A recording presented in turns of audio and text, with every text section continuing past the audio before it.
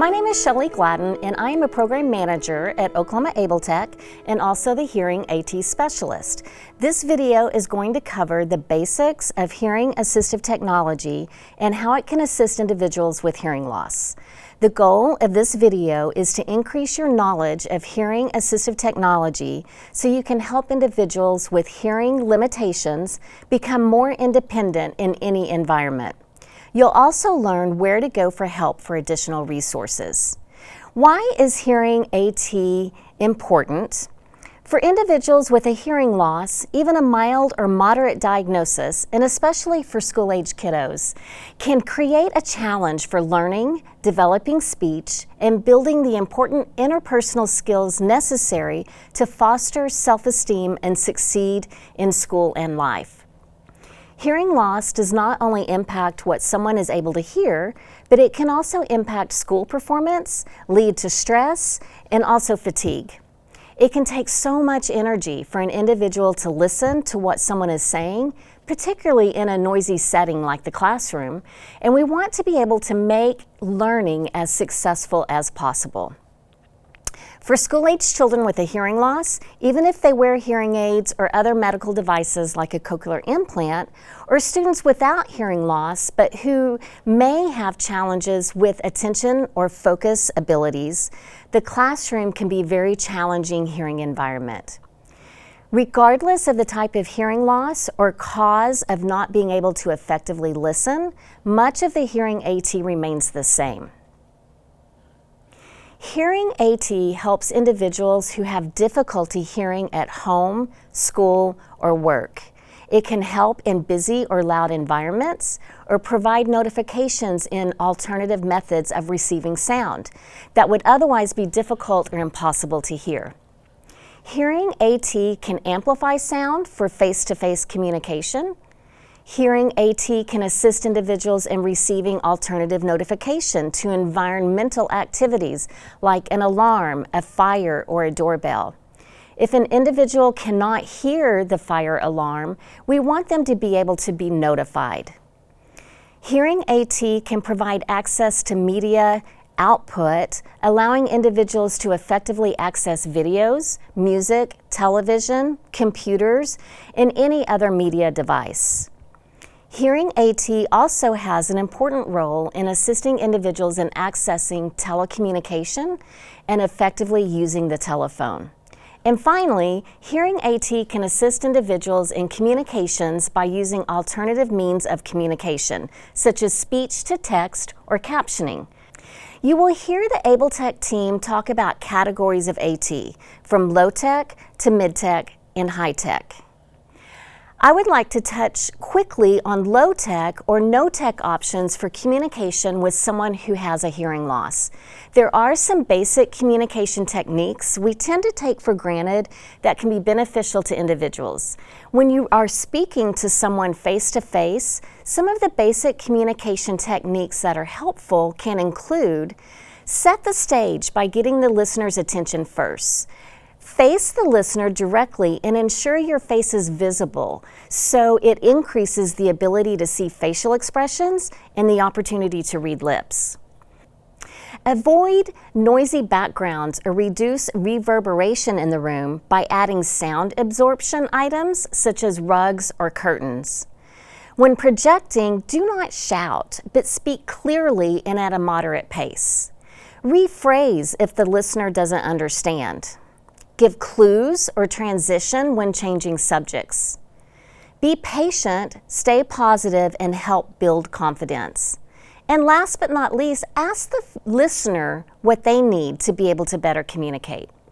Following these basic communication techniques will really help the individuals you are communicating with build confidence and receive your message at a greater success rate. Now I'd like to take you through some examples of hearing assistive technology. The first category is face-to-face communication or amplification devices. For face-to-face communication, sound amplification devices assist an individual in receiving the sound more successfully. There are 4 different types of sound amplification that work on various platforms based on where the communication is occurring and the individual's need. In a large conference area or lecture hall, you will likely find an infrared system, FM systems, or induction loop systems. These allow for the sound or transmitter to be received by multiple individuals or receivers. FM systems connect via radio waves, infrared systems connect by light waves, and induction loops connect by telecoil or magnetic waves. Most receivers in all of these scenarios can receive the sound by connecting earbuds, headphones, or using an individual's hearing aid or cochlear implant. You will also see classroom amplification systems such as the Red Cat. This system provides a microphone and speaker intended to amplify the speaker to the entire classroom, not just a single individual. Other examples of sound amplification devices are the Roger FM system. The Roger FM system is ideal to help those with hearing loss bridge the gap between what their hearing aids can and cannot do for them. Hearing aids are a great solution for students. However, many times students will need additional assistive technology solutions in loud environments or environments with background noise, and when speakers are at a distance, as all of these situations may cause speech to be distorted, disrupted, or lost altogether. I'm going to show you several pieces of the Phonak Roger FM system because it allows me to demonstrate both classroom amplification and ear-level amplification.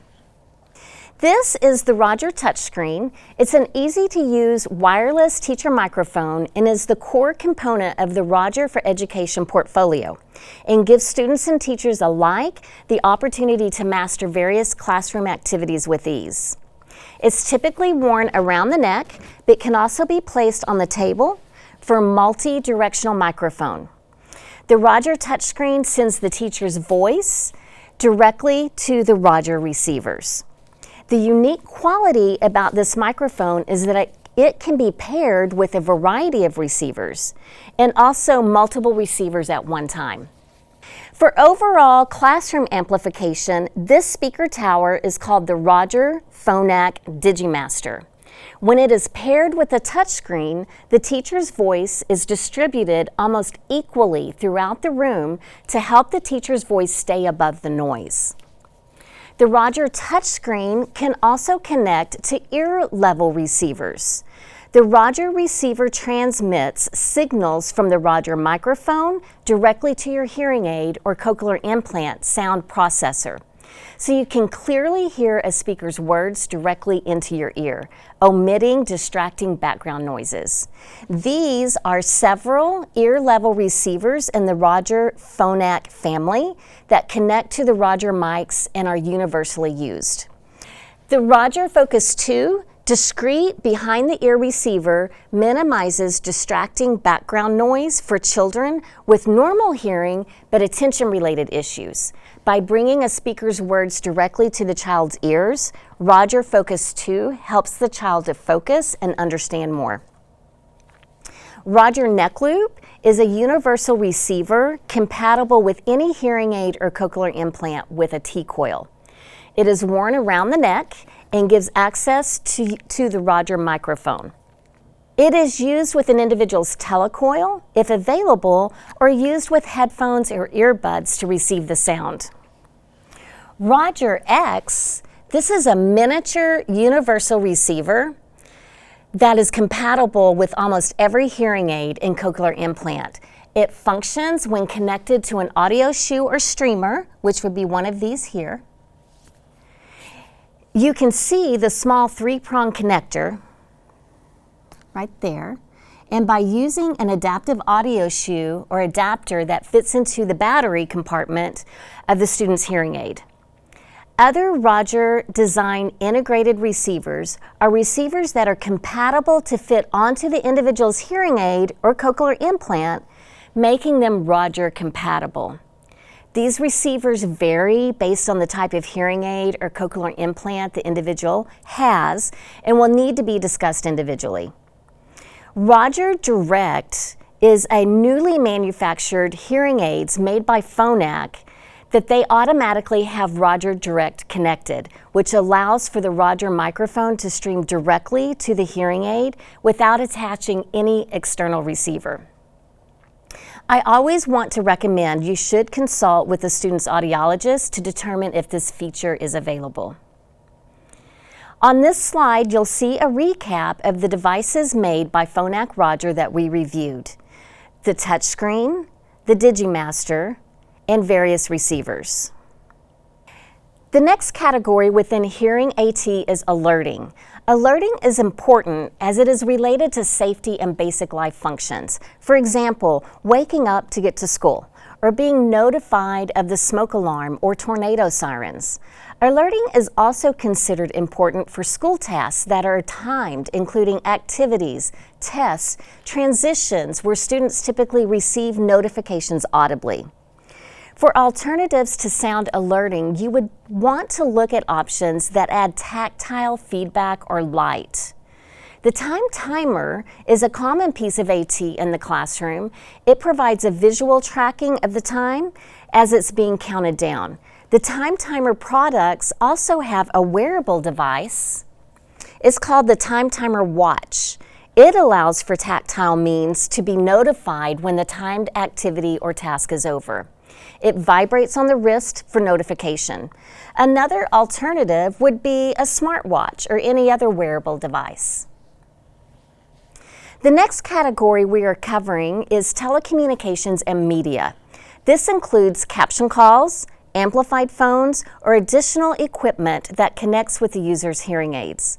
To assist an individual in communicating on the telephone, some considerations would be providing captions for what is being said on the other end of the line, providing amplification for the listener to better hear what is being said, or streaming the sound directly to the user's hearing aids, such as Bluetooth-enabled hearing aids or devices such as this that connect Bluetooth hearing aids to a landline phone. This is a caption call phone that allows users to amplify the sound or read the captions of the phone call that's happening. Caption call, along with most other captioning telephones, is available for landline phones, cell phones, or tablets, or can even provide computer connectivity for captions. This is a Bluetooth multi-mic. It is a streamer that works with a specific brand of hearing aids or cochlear implants. Every hearing aid or cochlear implant manufacturer has a similar product.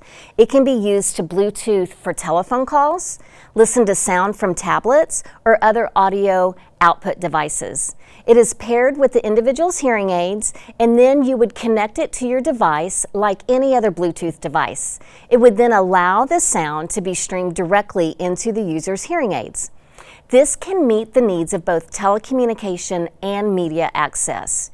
Most devices such as this are hearing aid manufacturer specific, so it is important to consult the audiologist that is working with the individual when making decisions about these types of devices. You can also consider amplified headsets or headphones for users who are challenged with hearing but do not have hearing devices. If your instructional plan also includes videos for learning, I encourage you to consider products that include closed captions. In addition, you can use several of these hearing AT devices to connect to your smartboard or media output to provide direct ear-level amplification for those students in need. Finally, I'd like to talk about alternative communication. It is important to make sure that our virtual meetings, Zoom meetings, and videos are accessible for all students by providing support of the audible words being spoken. Alternative communication also includes speech-to-text options that I want to talk about quickly. First and foremost, we have to consider our CART, or live captioning service providers.